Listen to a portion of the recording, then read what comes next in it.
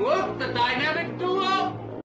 Hey guys, welcome back to the Dynamic Duo. I'm Franz. I'm Kevin. Welcome back to Avengers Tower and the Batcave. The dynamic duo is on the job once more. Yeah, Kevin, we're excited. We just posted our last show, and you wanted to talk about it some more. You had some thoughts that you wanted to share, so feel free. Yes, sir. The last posting you had was about some of the updated changes within the comics world, and I wanted to expand on that a little bit. Within what you said, and you said a lot of things over the last few times that we met, we both have.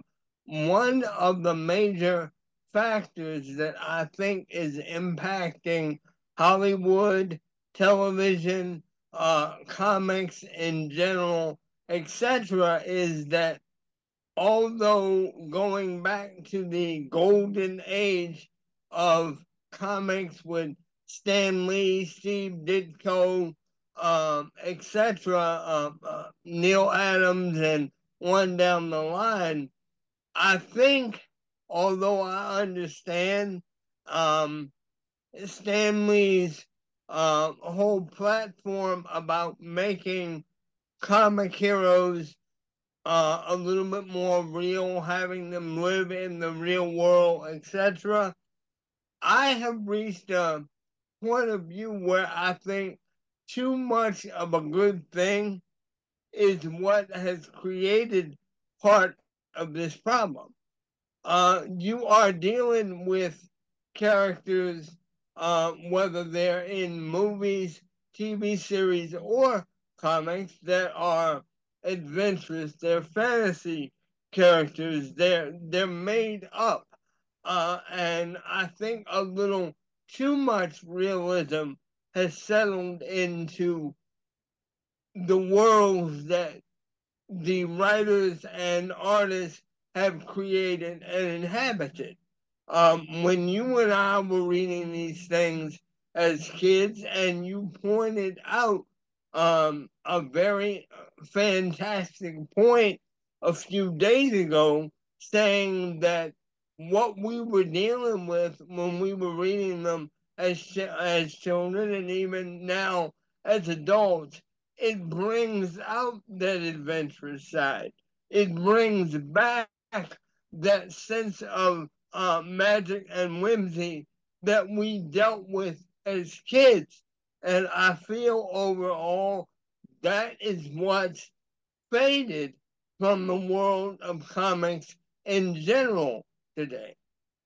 Yeah, yeah, yeah. It's 100%. It's you're 100% correct, and that's precisely what the problem is. And you're brilliant in terms of understanding where that came from, because sometimes we forget that there was a difference between Marvel and what came before, whether it was DC, whether it was whatever came before. And I don't know DC or comics or superheroes prior to Marvel well enough to comment on it, but I know enough that there was a difference. And what Stan Lee did was he introduced a more, I dare say, sophisticated way of looking at the genre. He fleshed out the characters. He created conflict, internal and external conflict. He made it more quote unquote real. He introduced different types of characters, the teenager as opposed to the prototypical superhero. So he did those things. And so that difference, in many ways, if we're going to be fair, that's the difference that if you want to look at it, you can say, well, that's what the MCU is doing. It's taking the genre and elevating it into a more sophisticated, more adult level. Having said that, there's something that you said that's 100% correct. You can have too much of a good thing. And you can go too far with a thing. The thing that people are missing with what Stan Lee has done, what Frank Miller and Alan Moore did, which was also later on another level of maturization, which I think the movies are emulating more than they're doing the Stan Lee stuff, is that they always respected the genre. They always gave you superheroes. They didn't give you non-superheroes. I mean, there are plenty of non-superhero comic books, but when we're talking about the prime Marvel, DC type of characters.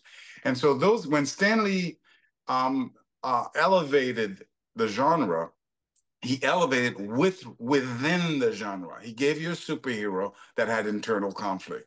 It was superhero, the costumes, the powers, the fights, the villains, all of that was inside of that. Same thing for Frank Miller, and same thing for Alan Moore. Okay, what's happened is exactly correct. When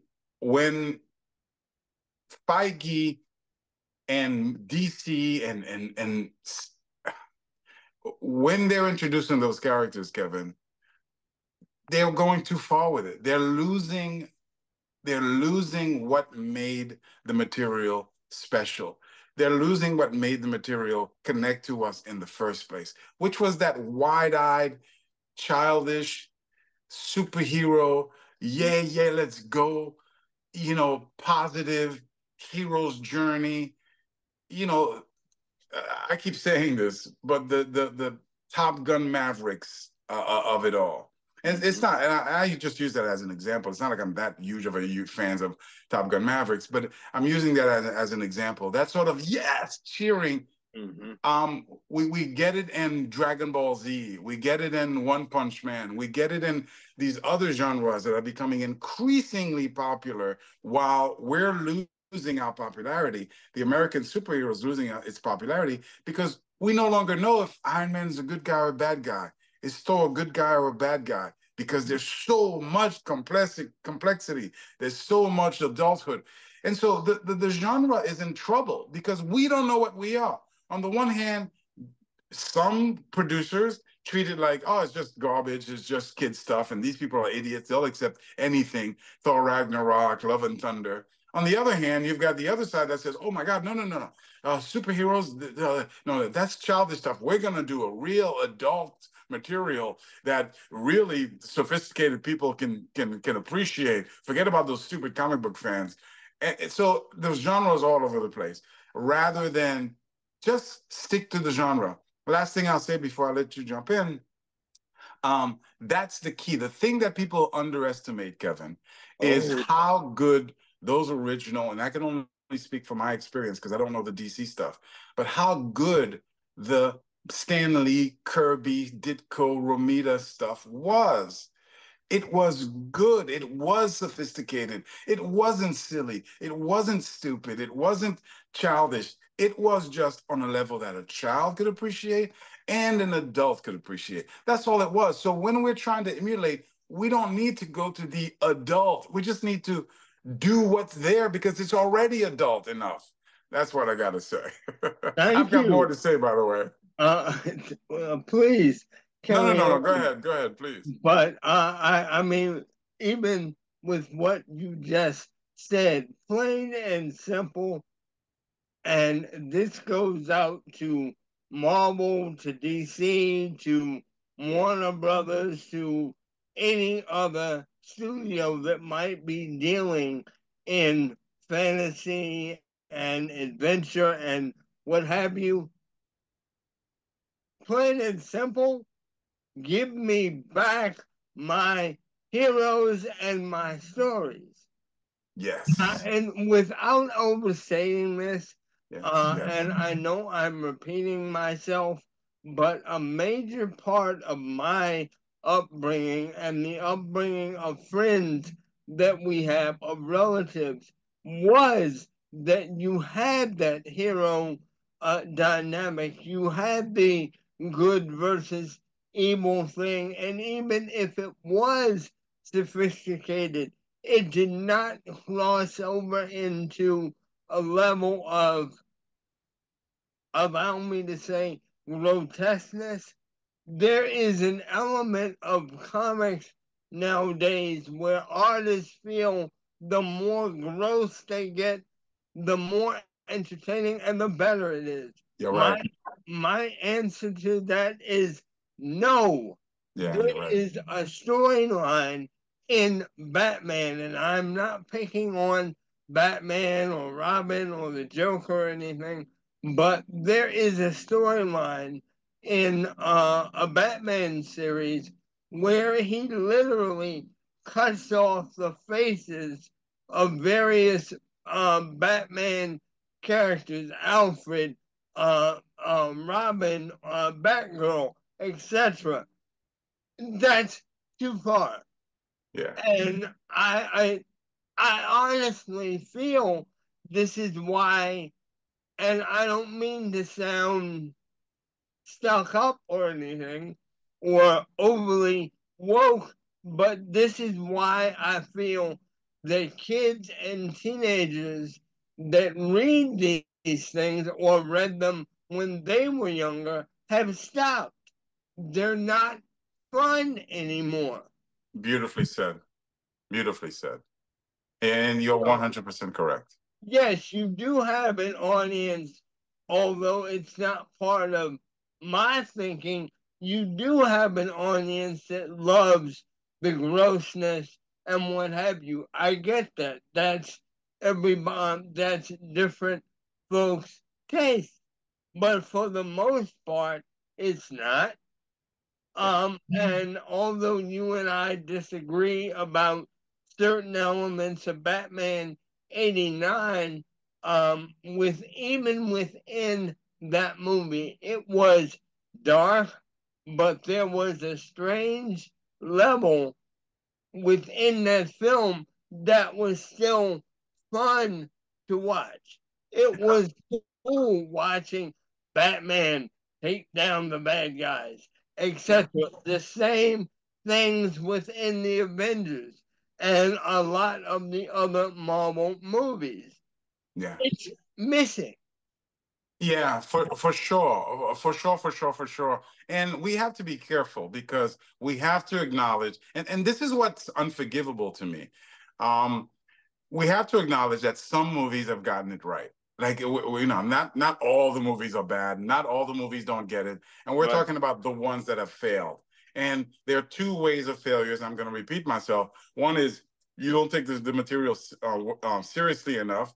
The Marvels and the other or Thor, Love and Thunder. And the other one is you go too dark, you go too deep with it, like the Batman, for example, where you lose the essence of the superhero character. Great, well done movie, but it's not what the genre is. It's not what the comic book is. So having said that, there's something about Batman '89, and we disagree about that, but we disagree about Batman '89. And I want you to think about what I'm about to say, because that shift, the shift, the adult presentation shift, it took place in the comic books in the early '90s and in the '80s, '80s and '90s. It started in the '80s, but it took off in the '90s with the advent of Frank Miller, The Dark Knight Return, and Alan Moore doing comic books like Watchmen, doing comic books like Swamp Thing. Those things became overly popular. Remember that I said that even though they were more quote unquote sophisticated, they were so within the genre. But people didn't understand that. And so they started from that point on going darker and darker and deeper and more sophisticated. And it just ran out of control. That started in the comic book. I have to say, Kevin, in my opinion, and I don't know what you think about this, and feel free to disagree with me, but Batman '89 was the catalyst for the movies to have that sort of, okay, let's de-superheroize our superheroes. Here's what I mean by that. Prior to '89, I'm going back as far as the '50s. When Superman was Superman, he was Superman. He wore his costume. It was Superman. It wasn't the best design costume, but they were doing their best to do Superman. He didn't fly the best, but they were doing their best to do Superman. In the '70s, even the TV movies like Spider-Man and the TV shows like The Hulk, they were limited in terms of what they could do. There was no CGI. CGI. There was no great special effects, but they were trying to do what the character was. Hulk was um, um, Bixby's Hulk was not the Hulk in any way, shape, or form, at all. But it couldn't be more than that because the Hulk is 8 feet tall. He's wide. There's nothing they could have done other than hire a bodybuilder. So they were limited, but they were trying to do the Hulk. As cheesy as weak as those comic book, I mean those costumes were. Spider-Man's costume, he had the web, he had the costume, he was trying to jump around, limited, but they were trying to do that. Later on, when we got more sophisticated CGI and more sophisticated, not CGI, but special effects, we got Superman. We got Superman, Kevin, and it was an unapologetic red shorts, yellow belt Superman. Okay. And he was flying around and he had the super strength. It was limited. It was not able to do what Superman could really do, but they gave you Superman. It wasn't until Batman 89 when in the movies they said, oh, okay, there's Batman, but no, let's forget about Batman. Let's do a Batman. And so that's when we started, okay, we have to armor him up. We have to, because he has to be bulletproof because otherwise it doesn't make sense. We have to do X, we have to do Y, and we have to do Z. And that, because we were so hungry for Batman, for Batman at the time, we didn't even notice that change. But that was the start of, okay, we don't have to respect the genre. We can change the costume and we can armor up, we can maturize, we can make adult explanation. So that was the sort of the beginning, in my opinion, of it. Having said that, Batman 89, even though it did those things, much the same way Frank Miller and stuff, it also did it within a genre. It gave us the Joker. It gave us that hero journey. It gave us all the reasons why we fell in love with Batman 89. So now you take this and then you transfer it over to Blade was the next one. But Blade to me doesn't count because I never knew the Blade character in the comic books. And it was to me, the Blade is great, but just as a movie, not as a connected to comic book. This is where we failed, Kevin. When I say we, I mean us, the fans, as well as the producers. Batman 89 set us up for the X-Men. And the X-Men was what really cemented that stuff. It was, okay, throw away the costumes. Batman 89, he was armored up, but he was still wearing a Batman costume. Okay. X-Men was throw away the costume because it's silly, it's stupid. People don't realize, you, the fan, you don't realize, and I realized it at the time because, I argue about it ad nauseum back in the day. You don't realize that the X-Men movies was a direct insult to us. It was an insult. It said, and it's multi-level insult. It said, this material is stupid, it's worthless.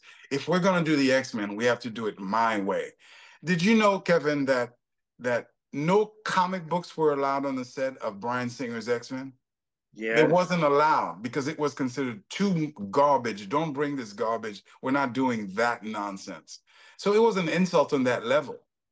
And the other way that it was an insult to us was that we didn't matter to them.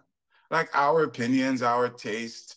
There was no desire to appeal or to appease us, anything. It was like we were garbage and our material was garbage. And we ate it up.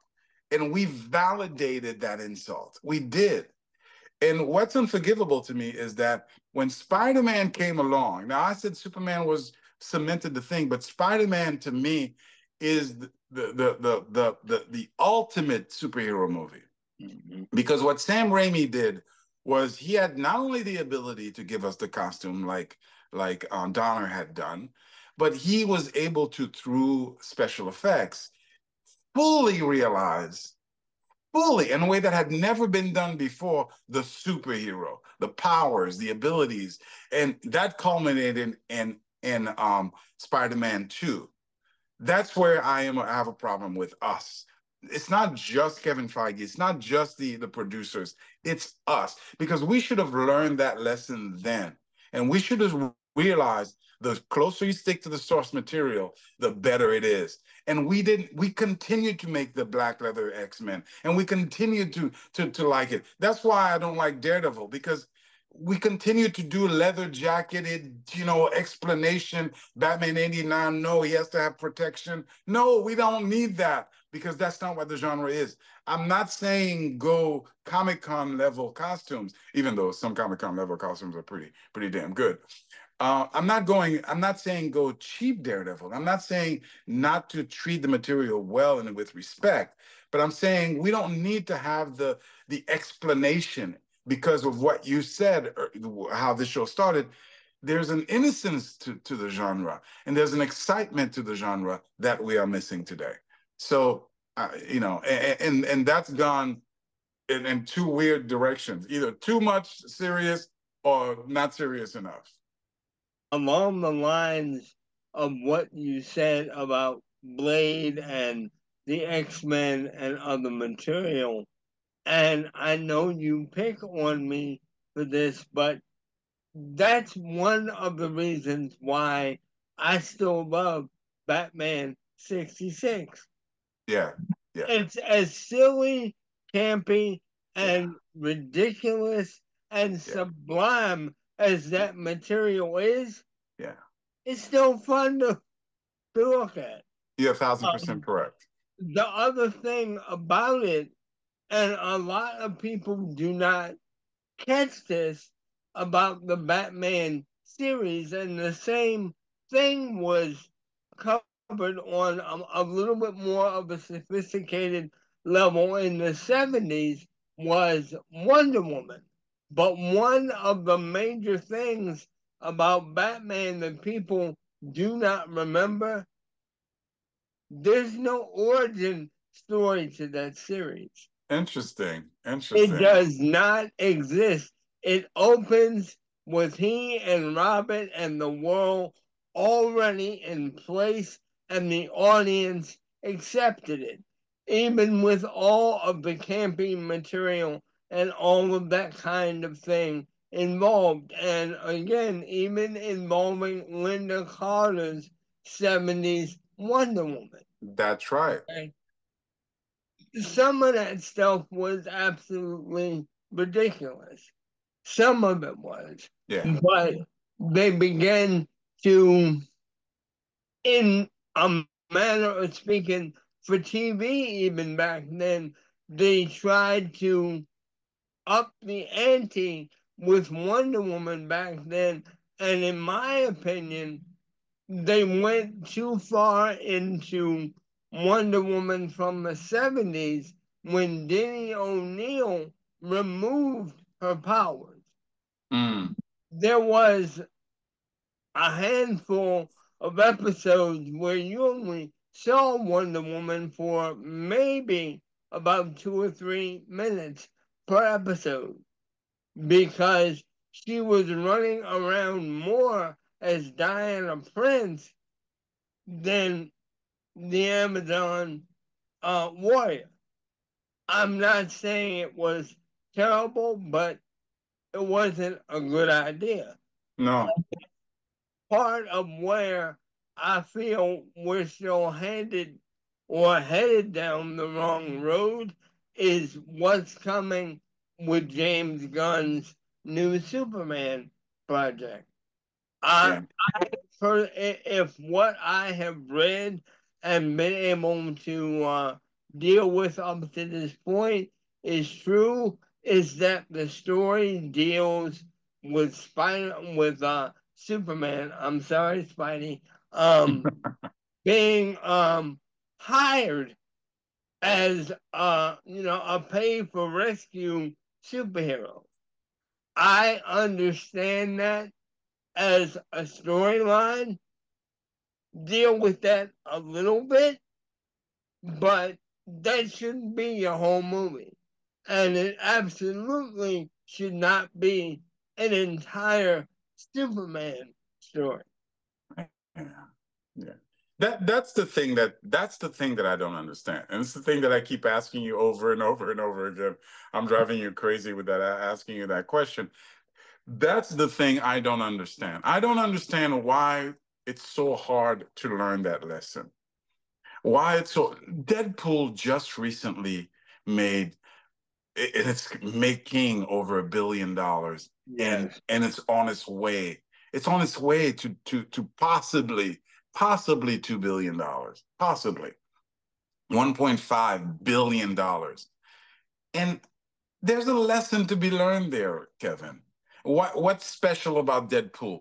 Why is this Wolverine better, more loved, more well received, more successful, more fun, more exciting, more everything than every iteration of Hugh Jackman's previous Wolverine? Why? It's because of the topic of what you started in the beginning. That is to say, it's for the first time comic accurate. For the first time, he is wearing a costume which honors the genre. For the first time, he's on a hero's journey. That scene where he saves the day. That's what we're talking about. The hero, okay? Even the gruff hero coming through and doing the honorable thing.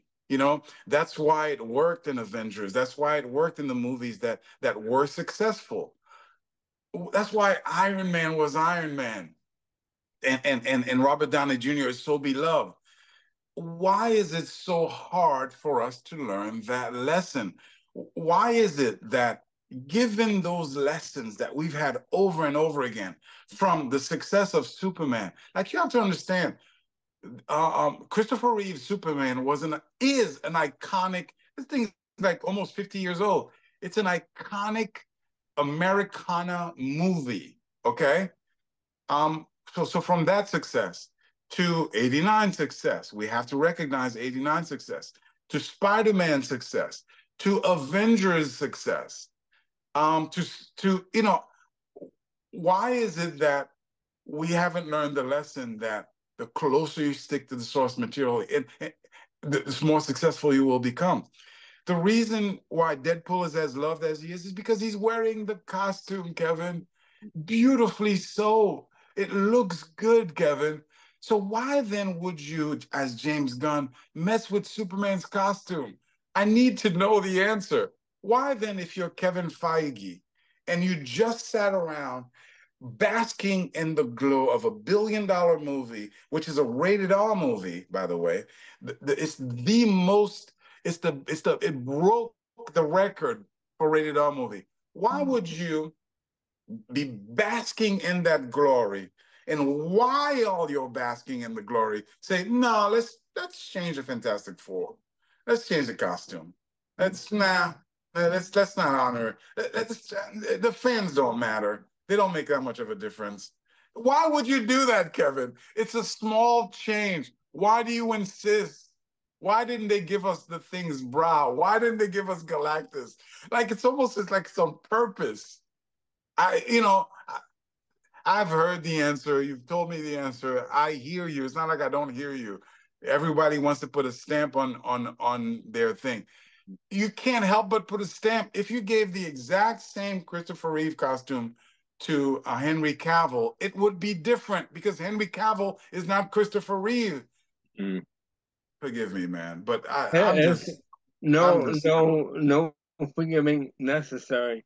But one more thing, if you will allow me, I wish to throw out a little bit of a challenge and homework to our audience.